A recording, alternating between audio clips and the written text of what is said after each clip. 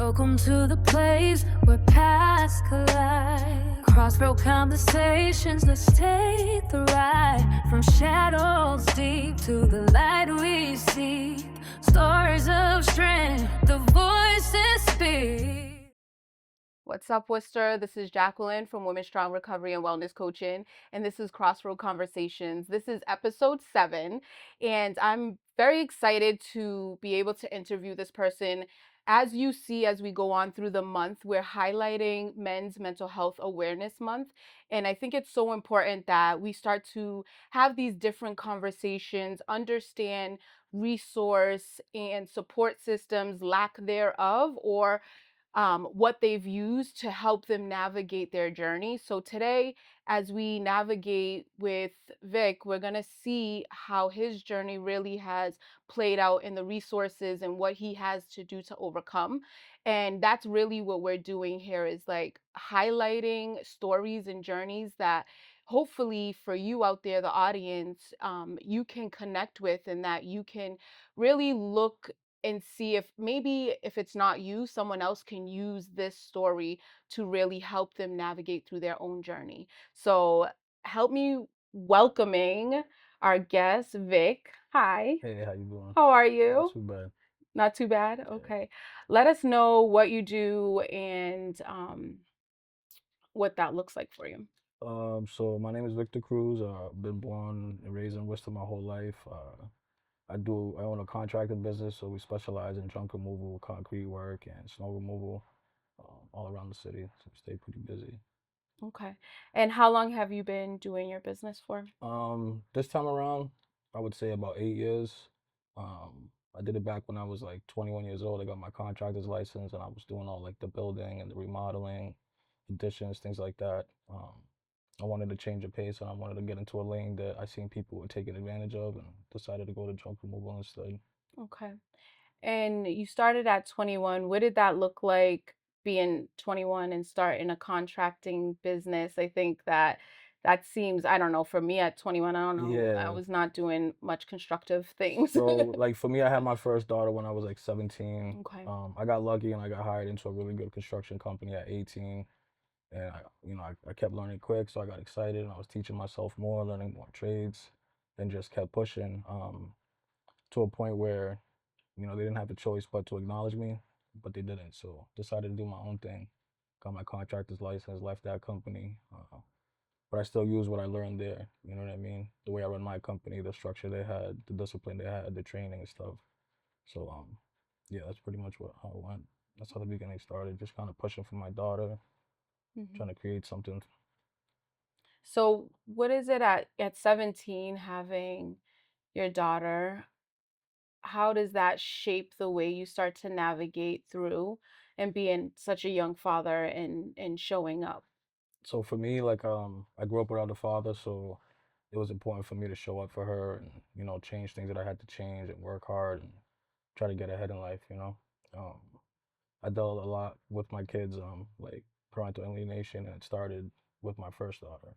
Mm. It kept going on with my the other kids that I have. So it was a tough time. Still trying to do the right thing, go through courts. Back then, there was zero help for fathers at all. Mm. They wouldn't give you no tips. They wouldn't give you no advice. There was no free advocates. There was no fathers groups. So it's basically just whatever they put you through in court, is what you got to go through. Mm. You just kept working, and that's basically what kept me grounded. Is always stay working. Yeah. What does it look like as you're growing up, and so you mentioned not having, a father figure in your life. How does that shape the way you start to see the world, view the world, and like navigate through your childhood and teenhood? Yeah, so I feel like it was important for me to try to do the right thing as much as possible and get ahead and learn, so my kids didn't have to pay for the things that I did. I didn't know what it was to go to the park and play catch with my dad or anything like that. So it's important for me to do it now, and I see the Mhm. value in that, and my kids appreciate things like that. So, just always trying to attack life as much as I can, focused on work, focused on my kids, and just trying to grow into something bigger. Yeah. And so as you growing up, and do you experience different things like in school, in the home, like what does that look like as you're coming up and not having, I know for me, I'm like, I always think like my mother and my father had a very like tenuous like Mm-hmm. relationship, and my father, was into drugs, and so he was in and out, and it was very violent. So always seeing that relationship of like that in and out until eventually he just like stopped showing up, right? And I know for me, thinking about not having that part, I don't know, my mom made up for a lot of things. So you're like at one point miss him, but then really my mother like, Mm-hmm. she was, I was coming home to meals from her, she was showing up. And so I think that that helped kind of with that maybe missing piece, but it still created like, a little angst in me Yeah. at the same time. Yeah, I kind of went through that too. Like my mom's been the sole provider for me and my sister forever, and that's kind of like where I get my work ethic. She makes me look like I don't do shit. Mm, Honestly, she mm, works so much. She makes me look like I don't even have a job. And the whole taking care of the kids and making sure they have everything they need. I get that from her. You know what I mean? Like that's the top three things of priority that she puts on. So it was tough.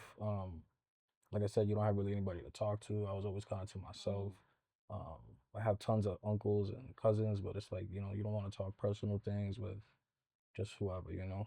So it was a struggle. I think I met my dad when I was like 18.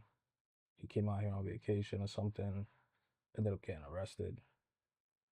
They brought him to the Worcester House of Corrections, and I went to put money on his books, and it was enough that I bailed him out. So he's coming out the jail. He sees my mom, my sister. I'm coming up the stairs. He's coming down, and I kind of bump him with my arm. And he's ready to fight me, not knowing who I am. And mm, I tell him, you know what? Get in the car. You're gonna come with me for a while. So that's kind of like my introduction to my dad there. You know? mm.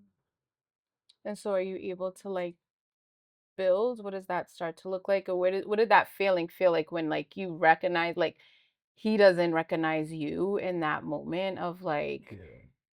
I'm I'm your son. Yeah, yeah. So I always told myself I was gonna, knock him out or whatever, all Yeah, this crazy yeah. stuff. But I just kind of G checked him, just tell him get in the car and took him to meet his granddaughter and stuff like that. We really didn't have much of a relationship. He lives in another state. I would like for him to come and spend some time with his grandkids and get to know them and Mhm. stuff like that. We'll see where it goes. Yeah. I think, yeah, it's such a, you think that you have a picture of like what you're going to do with your parents or what that relationship's going to look like. But really, deep down, there's like this love that is like undeniable that Hmm. still maybe takes over more or less than, maybe the hate or the like things that you might feel against them because they weren't Yeah. there. And you're like, I know for me with my father and like that relationship, it's like, even I feel like today, if I was to see him or if he was to need me, I would like be there because it's just Yeah, that innate, absolutely. like that thing inside you that just Yeah. is like calling. But it also like begs to like the other part of like having to make up for or not wanting to miss out with your children and like Hmm. make up for that and not knowing how to navigate Yeah, like it's the important to me parenthood. because like I got 7 kids. You know what I mean? 5 different females, so there's 5 different situations that could be happening at once. Hmm. Not everything is always peaceful at their houses, so it's like it's a lot I gotta try to navigate. But they all do good. They all do great, and just staying involved with them, Yeah. keeping tabs on them. Yeah. And so as you go through high school and you have your first child, like was you involved? Like how did high school look like for you? Were you able to keep up with grades? Were you good in school? So Like for were high you school, like, I was what did that look I like? was crashing out weekly. Yeah. Yeah, I was getting in a lot of trouble, suspensions, expulsions, even since middle school. Jerry remembers. A Yeah. lot of times I got into a lot of trouble. My mom was in the principal's office every week, bringing me Hmm. back, bringing me back. And then I finally got expelled from Worcester Public Schools, and I went to school out of town. And that lasted a little while, and ended up, starting to work, learn construction. Got into a little bit of trouble a few years down the road. Ended up getting my GED at the Worcester House of Corrections. I had my contractor's license before I had my GED. Mm. So that was kind of, I was thinking about that the other day. It's kind of funny. Yeah. That is, I think that maybe that speaks to like work ethic, but then also like what does that look like when you're, in the House of Corrections, and you realize like what made you think like, oh, maybe I should get my GED? Like, what did that process look It like? was just, now that you have to sit still, you know Mm, what I mean? You kind of got to be still. There ain't many options to do things in there, so you try to level up as much as you can. Try to get some help. hmm So that's what I ended up doing in there, was just getting the GED. And then did they offer that as like a resource, or like it's kind of like you're like, let me kill time It and was, you have to sign up for it. okay. So it's Some like a people still choice. didn't want to do it, Yeah. yeah. A lot of people still So you didn't have want to to do make it. the choice to actually follow through. Yeah, so I ended up getting the G&D in there, came out. I could always rely on putting on my tool belt to make money. But then I started dabbling in the streets too at the same time, so it was kind of like a back and forth thing. Um, I started catching some serious charges, and that's when I just had to just stop. My mom hmm was the only person coming to visit me, and I was just like, I'm missing out on one of my kids being born. It was just too much. hmm So that's when I decided just stay working. They say money doesn't fix everything, but it helps 99% of the situation. So the more I worked, I was able to take care of everything. hmm Things started balancing out. Did you find that like you were had this duality of like knowing a trade, knowing how to work with your hands, having a ability to go into construction or whatever, but then also this call for like street life? Like what did that look like? What were the thought processes of like, yes, I know how to do hmm this and I have this as a trade, but is this quicker? Is this kind of like that It thing was that's kind in of, me? it was kind of more like the situation I was in. I was in a relationship with somebody that I didn't know was like an active addict, and went through a lot of things in that relationship. I ended up being homeless, and so there was really nothing for me to do. I really, really didn't want to ask my family for help. hmm I asked, my mom or whatever. She couldn't do what she could do, so I started selling drugs, and got really like, got into a lot of trouble. hmm And I ended up just trying to save up for the tools and the truck, and I just stopped selling the drugs, stayed working, and just haven't stopped since. Yeah. So what is that when you make that decision to be like, okay, this maybe faster life isn't worth risking, not being there for my children, not showing up, the possibility of doing more time that then no one's gonna show up. Yeah, What do you start to like feel as you start to navigate through that? Like, does it feel like more pressure? Does it feel like, like if I'm not gonna be there, no one else is? Like, how do you start to navigate that space? I mean, I just kind of had to just, check myself. Like, you're out of control. You need to get back on track. You gotta, stay away from the streets. Just focus on the kids. Focus working. And it was like, you can come out of jail, you can go get a regular job, but if you're on child support, you're gonna take home like $80 a week. hmm And it's like it makes you not want to work. Yeah. So I already knew from experiencing that so many times that I had to do my own thing. I have to get what I need, truck, tools, whatever, and just start working on my own. Um, I feel like I was lucky and I was blessed to know those trades that I could always rely on hmm that no matter what to kind of build myself back up. So a lot of people don't have that. So I always kind of push people to get into trades, learn a skill set. You could go anywhere in the US and make some money. mm That's kind of what helped me. Yeah. Did you have like any mentorship or anyone like guiding you into next steps on how to get that? Or was you Mm, just like you were able to watch people and just kind of yeah, like, so I was seeing like how certain bosses or people like they were gatekeeping. mm, You know what I mean? So it's like, all right, they don't want to do it because how you look, then they're gonna have to take it how you look on paper. mm, So that helped me out. And I just kept pushing. Every time there was a door that was closed, I would just bulldoze through it. I found a way to do it. mm-hmm, And that's how I continue to grow. That's how I continue to be aggressive progression, through my work day and trying to, get everything done so I could be there in time for my son and, just go spend some time with my kids. yeah.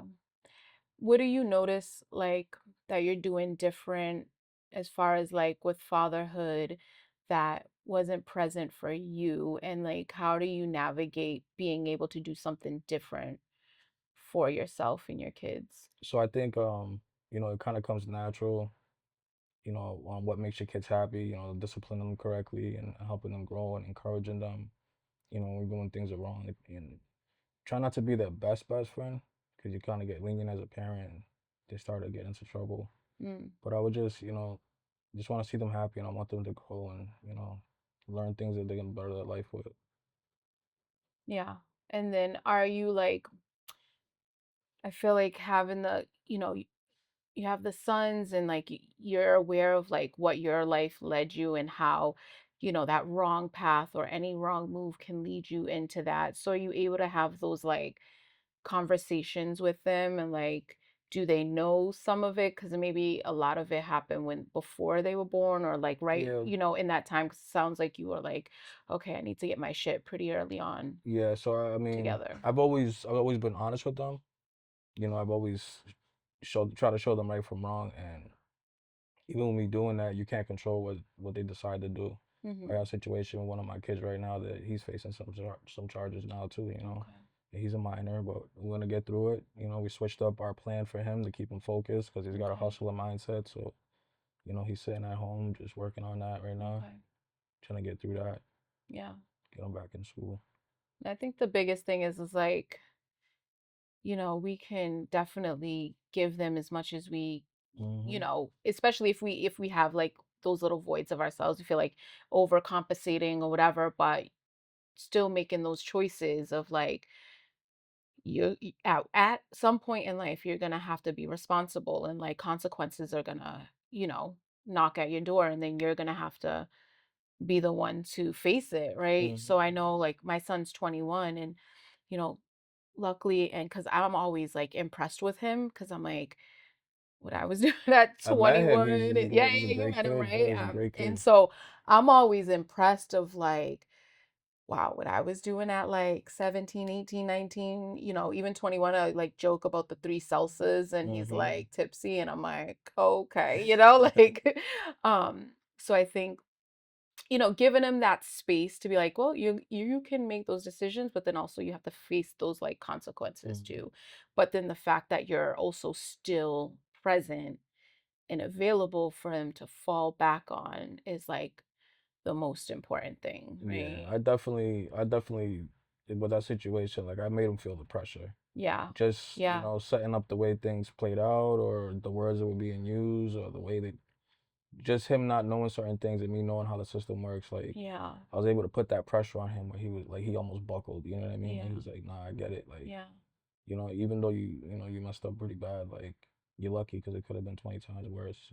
Yeah. And I think too in that the thing is like when you're a kid of color, right? A man of color, Hmm. consequences and trying to highlight, I think, the importance of that because sometimes you could think that you're just with your friends doing the same thing and like but not realizing that your consequences just by the way you present are going to be can be 10 times worse, Hmm. right? And Hmm. like the fact that they'll follow through more frequent than not is, like having those we've had plenty of conversations like that with, you know, our son about just like just because you present in this way, that's enough for them to even go after you more, right? And for the Absolutely. consequences to come. So did you feel any of that like also as you were growing up and like navigating the system and Yeah, like I always like the gatekeeping, you know what I mean? I've always been like big on speaking on that to myself and literally seeing it play out like a map. mm, Depending where you go, like whether it's locations that I ran or situations with the city of Worcester. Um, the more I do, the more I feel pressure on the other end. But yeah. So it's just like I said, just stay focused, stay going, stay moving. yeah. So what are the important things as you like with your business um that you've been able to like learn and grow through that you can pass on for like maybe I know you've done some work where you're like maybe helping someone that's coming out and showing them the ropes or showing them Hmm. how to get on their feet. Like what does that look like? So like we do a lot of stuff right now with like at-risk youth.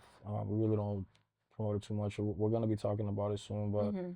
kind of bringing them in and showing them like my outlet, by working hard, how you can see your life change, how you can progress, how you can make, good money, clean money. and you learn a trade, and Mhm. everybody that comes on, they enjoy it, like they learn, Yeah. they actually see themselves building things, and it's a good time. We work with youth, we work with people coming out of jail. It's just random people that come in, and I'm not gonna Mhm. sit here and say that I'd be saying yes to everybody, Yeah. Yeah. because it's hard to even talk to me when you see me in work mode. Like I'm Yeah. just on go, but I Yeah. think it's important to give back. My kids are getting older, they're ready to get involved. Mhm. We've been through enough battles with the family courts that it's finally everything's dying down, and now we could just enjoy the time that we have now. Yeah. So that's my focus, just building an empire for them, honestly, so Yeah. they have options where they don't have to worry about being gatekept at work, or not getting the promotion that they deserve. Mhm. You're gonna be in your family business and you're gonna work hard. Yeah. I think that that's so important is like building, it's like that legacy or like I'm starting to even think of that like for my youngest kids, like grateful enough that like my oldest he does HVAC with his dad. His dad has Yeah, built a business. So like I'm like that is and with his father, like I always knew like to have a trade was such a it's a it gift really because is.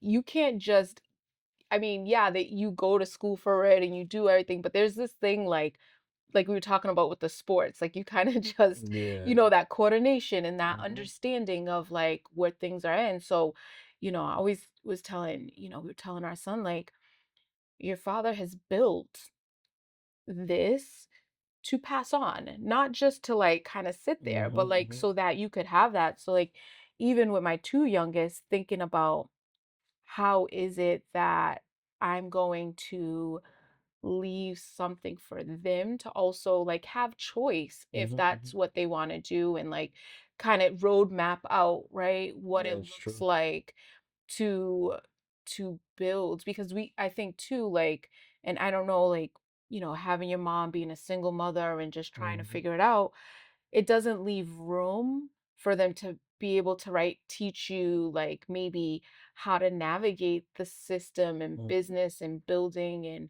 so you're like well, maybe I'm the first one that has ever done that right do you feel that Yeah, I do. Like, I felt like I broke certain generational curses, and it would allow my kids to break some that I couldn't break. You know what I mean? yeah Already, and so it's important to me. It really is. Like everything's based around the kids and the family. Um, the kids are grateful. They do good. Like they're God fearing. They work hard. You're saying like you want to give them choices. So like it broke my heart for half a second that my oldest son was like, "Yo, I'm not trying to mix concrete, Dad. Like, I'm mm, not trying to do all mm, that." But we found different things for him to do, so it works out. And I see what you do with your kid. You know what I mean? Everything you do with your work, and it's amazing too. yeah I could definitely see them following your steps. yeah I think it was so important it was thinking about just the way that I did grow up with having a single mom and like we grew up in the shelter system and you know, moving a lot and like Hmm. all these different things out, like trying not to expose my children to. And so I think the first thing for me was like when I came into recovery and got sober was that volunteerism and like what that looked like. And I was like, oh, just because I've been a recipient of this system doesn't mean I can't also Hmm. give back in the system. And I think that that was like a powerful thing at taking back like some of my power and experience because I've been on that side. I know what it's like. Hmm. And so I can offer also have that experience of telling someone like I've been there, I've done that, like, but also like I'm on the other side helping and giving back, right? Yeah. Um, so have you been able to explore that with your kids? I know that you're doing, I always see like you're like, oh, this one got a business over Hmm. here, and like you're promoting and you're doing different things that are out of the box that I don't think people will actually think of, right? For their kids, like, Yeah. hey, come rent, some Yeah. basketball Jump shot jump rentals. shot Yeah. rentals from my kids, and like, And so like you all those things, like mm-hmm, they go back to like my work ethic, what I do for work, the junk removal. With the junk removal, I can open 100 businesses because I have so much volume coming in. I can mm-hmm, pick and choose. Like anytime I open a business, like the kayak rentals, those are all from the junk removal. The trailers are from scrap jobs. The basketball hoops is the hoops that people call they fell over, they broke. I put them back together, and that's how we build the trailer. So, trying to show them how we can make something out of nothing all the time. You know what I mean? Yeah. Yeah. And then so as you're building this, business for them and you're saying, "Hey, let's do this together." They're actually coming with you, Yep. building the hoops, you're showing and talking them through how your Yeah. business plan is going to look. How do you So I navigate give that? them I kind of show them what I feel like might work, and I give them options on, how we set it up, what should we Mhm. charge, what should be the length of time, what's the availability. So like with the community work too, this will probably be the first year they'll be out here actually helping, being able to come out and serve the food and help Yeah. you know, keeping Worcester warm and stuff like that. It's just they're still learning the process. We finally at a point where we can actually spend more time together. Hmm. So that's where we're at right now. Yeah. I love that. I'm thinking like they're not teaching that in school. No, Right? Like no. they're not teaching fundamentals that would actually help you sustain, Mhm. help you grow. I feel like at 40, I'm like, what am I even doing? You know what I'm saying? Like, and then how do I get the information? And then how do I translate that to my children so that they have it and then they can grow? And it's not actually um a roadblock for them, right? They Yeah. already have the information. They feel equipped. They feel, empowered. And what does that look like, right? Yeah, so like one of my sons, he's a big thinker, he's an inventor, he's take things apart, learn how to do it, research. He stays on top of that. Like my other son, he's like a physical hard worker. His passion right now is basketball and God, so that's what he focuses on.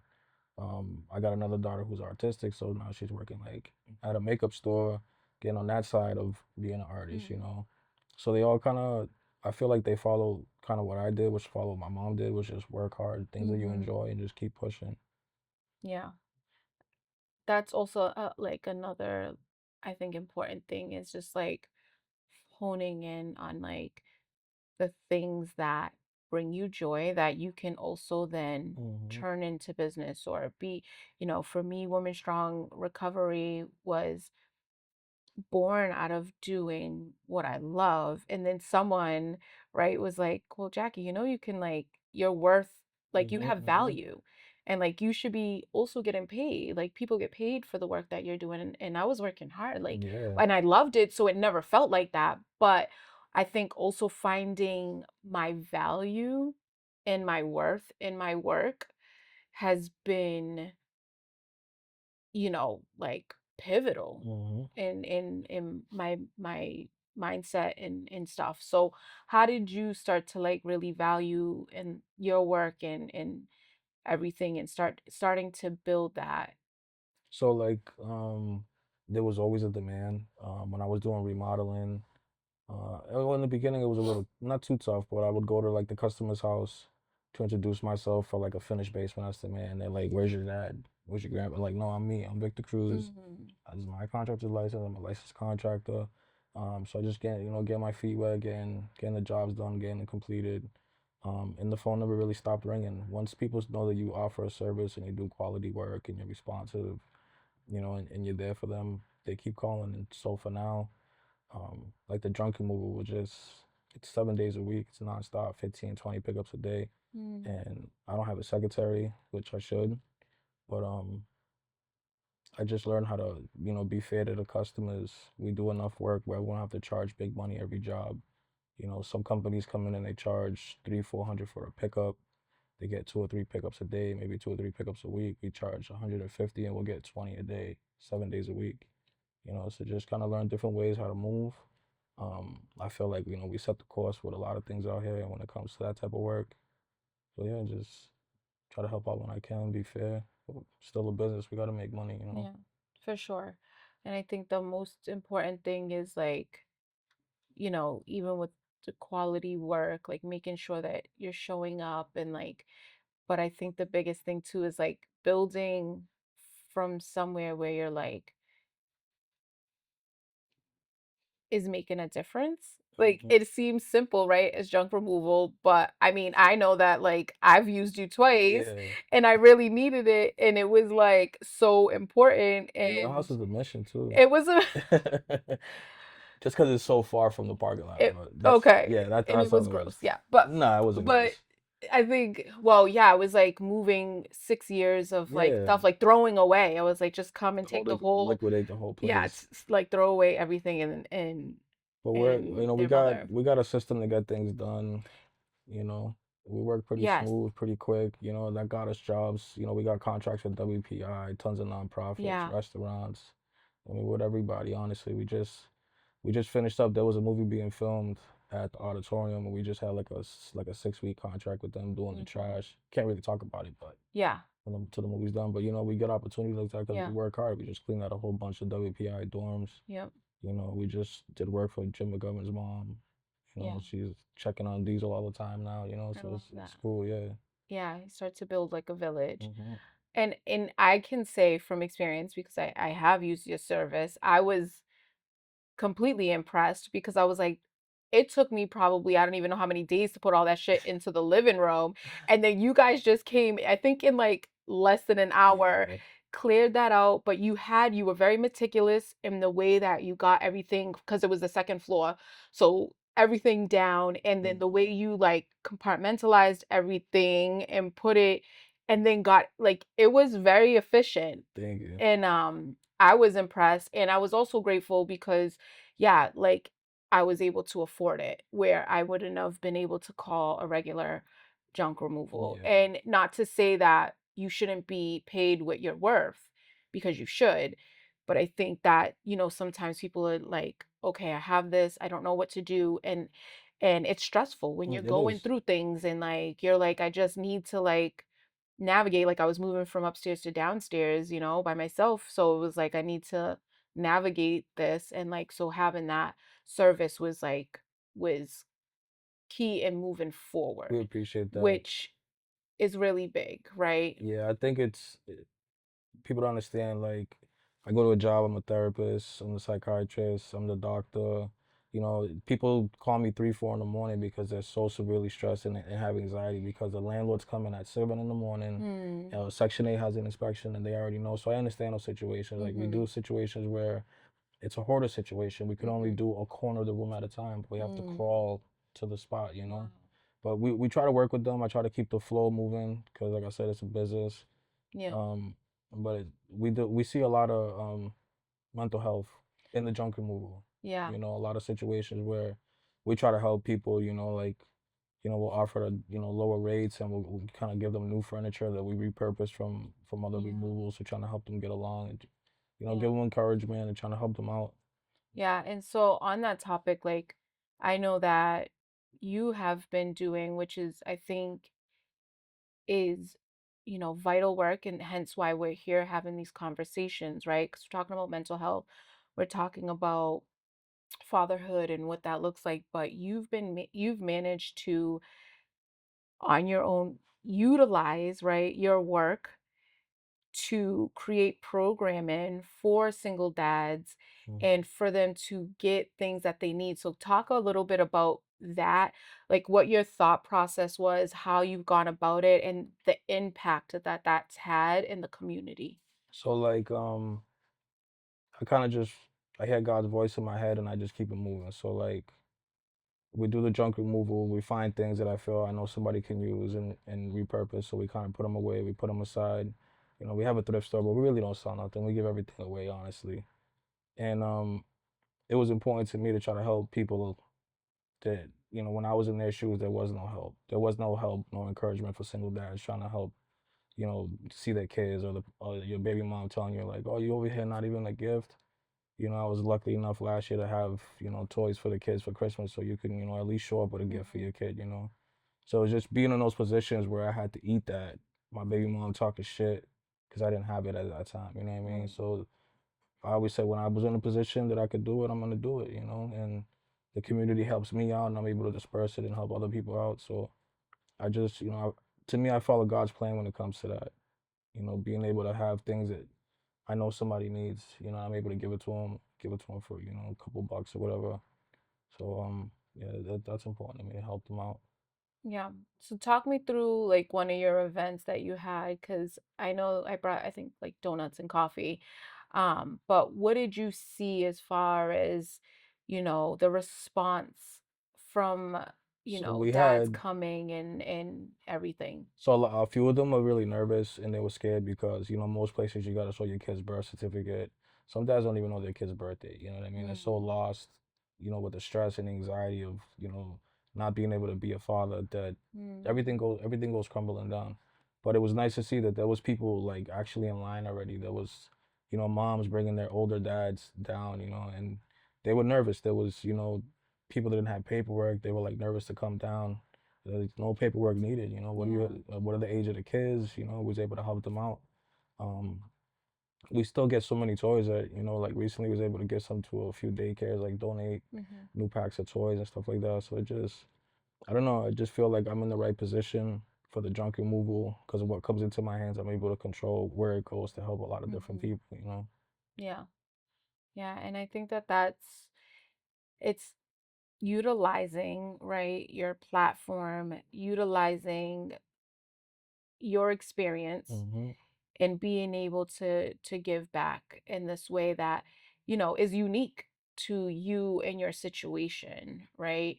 um and that also, I think, would then empower, right, the dad to be like, okay, like I'm not alone. Hmm. This isn't something to be ashamed of. Like, we struggle, what does that look like, and where can I also go to feel supported, right? And the importance of making sure that there's love, Hmm. like, in that process, right? Just in that exchange of like, hey, come grab a toy, like no paperwork, Yeah. no questions, um, free of charge. And I can see, you know, the picture on the other side, like, right, that dad being able to, without question, just give Oh, their they still child thank me. Like they see me in the something. streets, they're screaming, "Cruz, thank you so much." They call Yeah. me. Yeah, it was a few of the dads cried. They didn't have Yeah. anything to give. Yeah. So it was important to do it. Yeah. And I think it shouldn't matter your circumstance, No, right? not at Like all. all things, you never know what's happening or like what that looks like to a person, but just being able to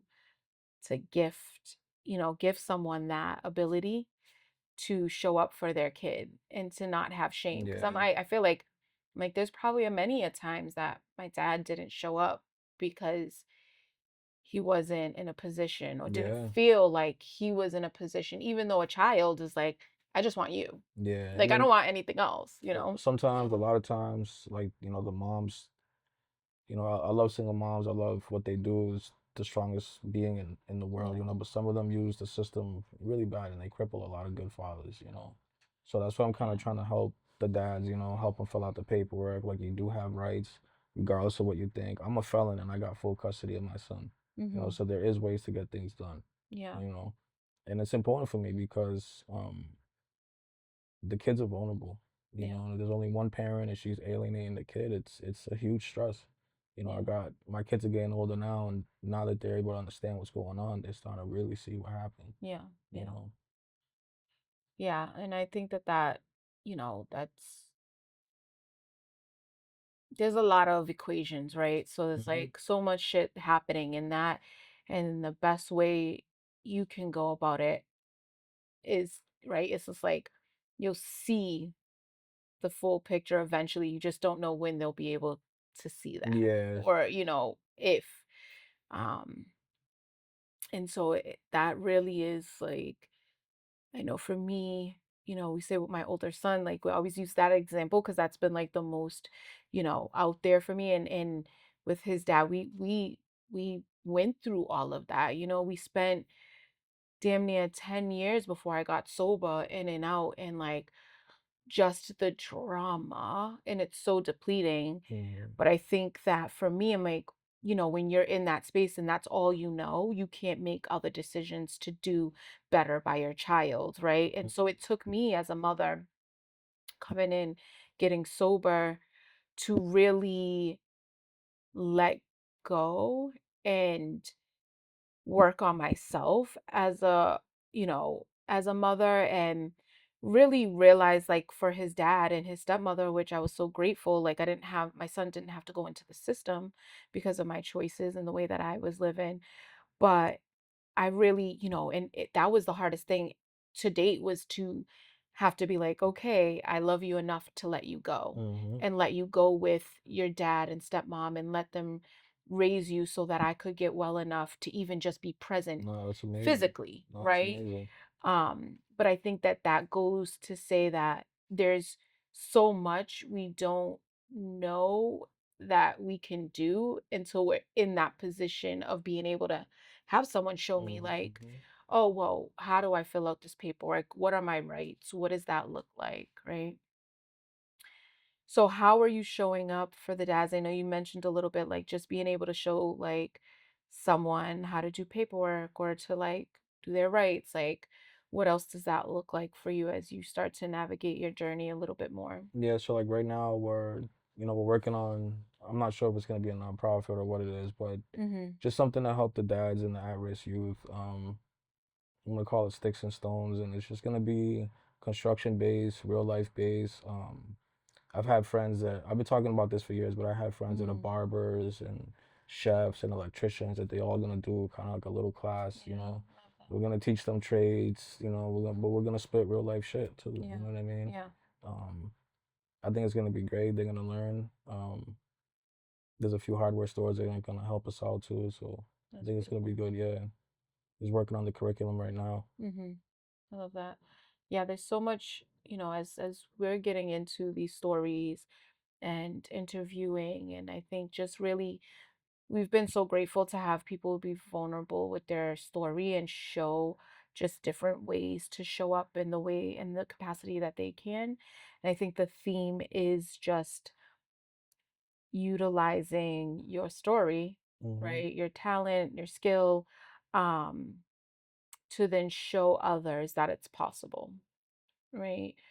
Um, and that's such a gift to be able to recognize that you can do that, right? Because some people, like, you could very much just be like, all right, well, I've been through this and this, I Hmm. have this trade, I'm building this business, that's it, like, and just go on your merry way, Yeah. right? But the choice to really be intentional with how you show up and give back is, I mean, that'll have a trickle effect for Yeah, I generations, think right? so. So like last year, I got paranoid with the needles, thinking about my son because he's autistic, nonverbal. He's Mhm. putting everything in his mouth. You know what I mean?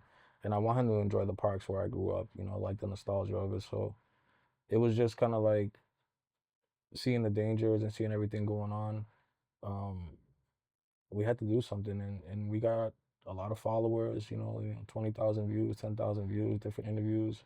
So it was good to see that, like, you make a little noise, you can, Yeah. you can make change, but at the same time, you gotta deal with the back end. Like, we dealt with a lot of things with the city, um, putting stops on other joint ventures that I was doing, Mm. giving me a hard time.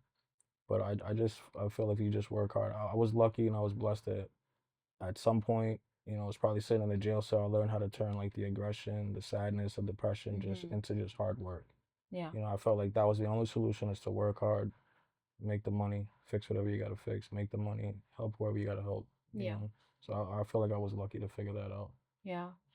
And do you feel like that's really what was able to turn those, like, because to feel depressed, you have to recognize that. You have to have an Mhm. awareness of that. To feel anger, you have to have an Mhm. awareness and recognition that that's what you're actually going through. Mhm. Mhm. So as you navigate that, how you're able to turn that around by doing the work that you do. But does that still present? Do you still now notice, like, you're able to kind of talk yourself through it, work through it? Yeah. Like, how does that work for So it you? was like, it's kind of like working out. Like, the more you do it, the stronger you get. So situations that would have me going berserk last year, they don't phase you right now. I know it's on God's time, and I keep pushing, Mm-hmm. keep doing the right thing. Yeah, it's important to me. I have a lot of faith. That's really what I ride on, knowing that regardless of what's in my pocket right now, if I go make this happen, get these jobs done, everything's gonna be all right. Mm-hmm. And luckily, thankfully, the phone never stops. Yeah. It never stops. There's always another opportunity to make it happen. So. Yeah. Yeah. And so, how is it like with the business? You talked about your son, Diesel, and navigating through those spaces of like, um, advocating for him and being the single dad. You've talked about, how are you getting the resources? Do you notice that you have to work harder to get resources? How does that work for Yeah, you? so it's pretty tough. That's something that's been on my mind too, to kind of bring more attention and awareness to. So it feels like he's just kind of like living in a moment that he can't get out of. It's tough on him especially, but it's tough on me too. When he's having an episode or he's not feeling well or the school can't handle him, like I gotta shut the business down, and that's tough. Mm, People, like I said, like with the drunk removal, there's a lot of situations and deadlines, and yeah. you know, it, people gotta get things done. So it gets real tricky. It gets real frustrating. Um, I feel like the more I work, the more he suffers. You know what I Mm, mean? And the more I'm with him, he's better. But then we fall behind in life. yeah. So it's a tricky balance. He's in programs. I just feel like it's not. It's almost like a petting zoo. Mm, There's not like there's no real help.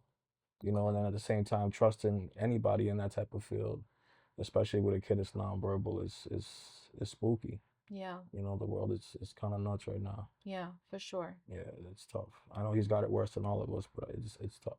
Yeah. And so have you noticed like like advocating for him and navigating those spaces become harder? Do they take you Yeah, as serious? Like, because I'm thinking like sometimes, I think for me, like even thinking with like Alexandra and like, we just got her into speech and stuff, but I was able to like be like, all right, tell me what to do.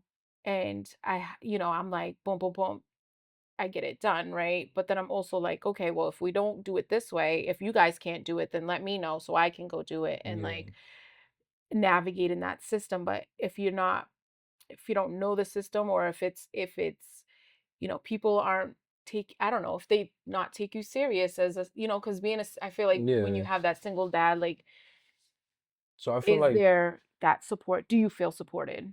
I feel verbally supported, but their actions don't really Mm, follow through. okay. Like they be like, "Oh shit, Cruz is about to come in. I see him on the camera. Like he's gonna check us about something." Mm, But it's always things that to me are important. yeah. Um, I don't know. It's kind of they say the support is there, is really not. Like with the IEP, to me, it's a joke. They said they get 10 minutes of speech a week. What is 10 minutes a week for a Mm, kid that can't speak? You know what I mean? wow, That's not real services. that's So right interesting. now we're in a situation where they're like trying to, oh, you should bring him to this school now, or you should put him in that school now. It's like we spend all this time trying to build him up with the crew that he has there. And now you don't want to put in the extra work with him. Mm-hmm. So now you're kind of like shooing him off, and I feel bad for him. Yeah. Yeah. Um,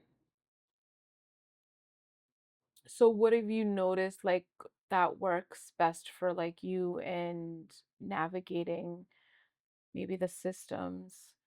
Have you been able to figure that out or I mean, I'm still working on it. yeah. I'm trying to get more services for him, Yeah. and it's just like I said, it's a tricky slope because you're entrusting people you have no idea who they are, what their real Mm-hmm. intentions are with your kid Yeah. in a room. He can't tell you what happened or what Yeah. didn't happen. So it's a tough balance. I'm hoping to find like a really old Dominican lady that wants to retire as a daycare worker and Amen. just like teach him Spanish, teach him how to How to, survive so I yeah. can get to this bread and we can get to a Yeah. level where we're comfortable. Yeah. Yeah, it takes, yeah, it's a lot. I It think is. that there's always, and the thing is like things don't stay the same. You think that you got into this space and then something changes. Yeah. And so there's definitely like an ebb and flow and like being like, oh, I got it. And then It's always expected it's, though. yeah. For me, I always expect it. I that always, something's gonna yeah, I change. already know there's gonna be, but I Okay. don't take it as a negative way. Yeah. I know how to respond to it, how to, Mm-hmm. take the right course of action and just be ready and handle it, keep it moving, Yeah. you know. Yeah. So I'm just thankful for the experiences. That's pretty much Yeah. it's helping me get through it. I love that. I know. So what is your next endeavor? What does that look like? I know you talked about sticks and stones. Like, do you have any father events coming up? I know you were really instrumental in keeping Worcester warm last year, That was a and great time. You guys are seeing awesome. how, and that was, we came back for the first time after like being on hiatus from Yeah. COVID and stuff. So, what does that look like as far as like building out your services and community work and So right now, as far as like the contractor side, so we stuck to just being Worcester based for a while. We used to go out of town. We stopped for a few years just because it was a kind of a little too much. If something happened with my son, I had to fly back. Mhm. But now we're kind of overstepping the Worcester line because my kids are getting older, so trying to get them in place. Okay. They live in Webster, you live in Shrewsbury. We're gonna attack these now, so Mhm. you guys can grow with that. Um, you know, I've always spoke entrepreneurship with all my kids. I'm Yeah. like, this is the only thing that keeps us alive is being able to move and hustle and pivot and keep doing it. Yeah. So, they're individual businesses of things that they want to do or they're into, like the Joe and Jay's Jump Shot. They're both, big into basketball. Um, they like money because they're always requesting it, you know what I mean? So Yeah. show them a way how to, make a way. Jaden with the lawn care in Webster, so things like that. I'm gonna be on the board for the Puerto Rican festival that's about to go on right now. Okay. The new one that's about to Yep. start, Yep. doing things like that. We're doing festival vending and we're doing sponsorships. We have the Queen of the Court and the King of the Court. It's a youth basketball tournament, June 26th and June 27th. Across in East Middle, we got Summer Jam that we're a sponsor and a vendor. We set up the Wu Finds table, the thrift store table, and we take care of the trash for the festival, Mhm. which is like thousands of pounds of trash. Like, it's a Wow. big festival. It's a lot of work. It's nonstop working, but we're there for the community. Yeah. Trying to network and just build a nice brand for my kids to keep moving. Yeah. Yeah. I love that. There's so much. That's why I love Worcester too, because I feel like the community is so big. I love I'm like I'm not from here. I'm a transplant, but it has my heart. And now having kids, my son goes to school out here in Worcester and I just love like all the different things and really there's no you don't have to gatekeep here. You don't have to No, you don't. you can navigate through these spaces and I think there's enough for everyone. Definitely. Um, so I love like what the offering is for this city. The city has eh, the most potential, It you does. know. So for me, like last year, I think we helped Spencer vended like 25, 30 events, Yeah. different things going on.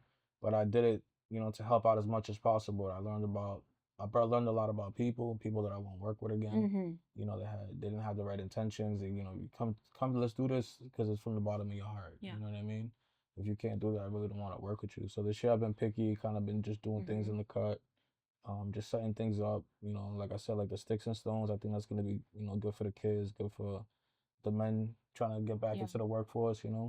Because it's gonna be like sticks and stones may break your bones, but life will never hurt me. So something like that. You know what I mean? Mm-hmm. Just life lessons and teaching them trades, and it works because with the junk removal, we have 30 tables, we have 50 tool belts, we have 30 hard Mm-hmm. hats. Just because Amazing. we keep them, we save them, we put them away. We keep them, we save them, we put away. And I think it's a blessing, and we're trying to Yeah. put the pieces together. God's working. I Yeah, love that. putting the pieces together.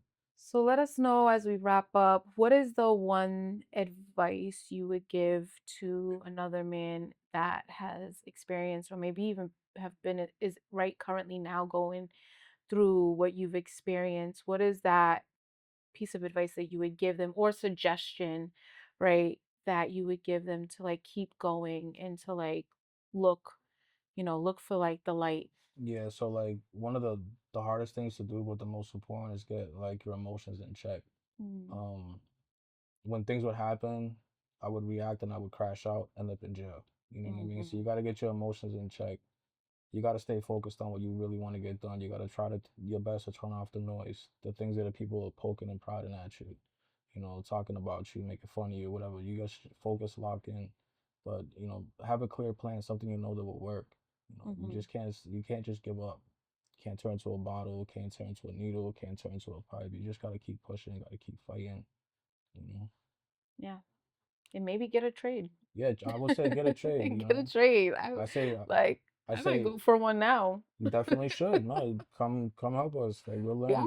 So like we did something. We dibble and dabble on different things. So there was a lady that first time home buyer.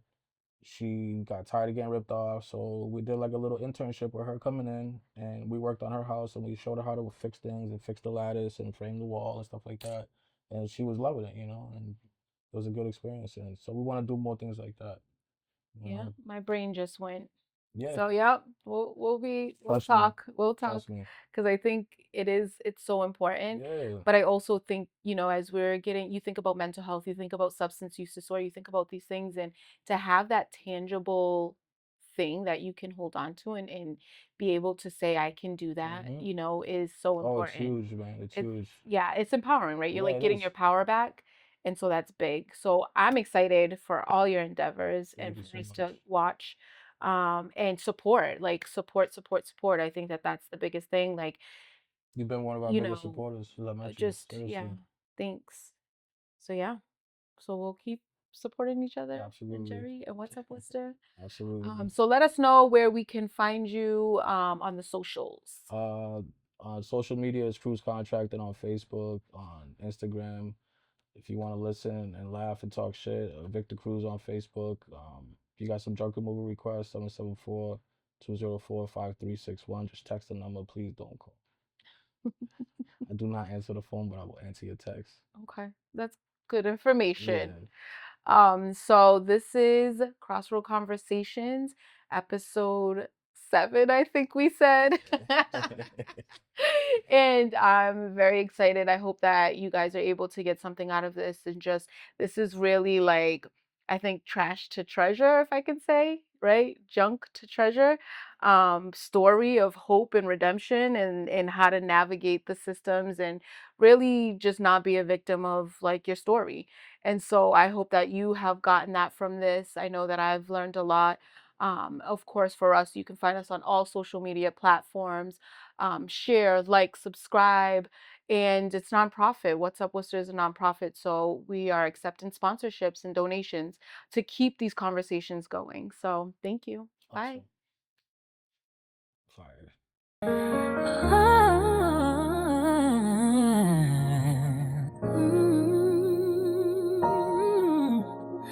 Welcome to the place where paths collide. Crossroad Conversations, let's take the ride. From shadows deep to the light we see.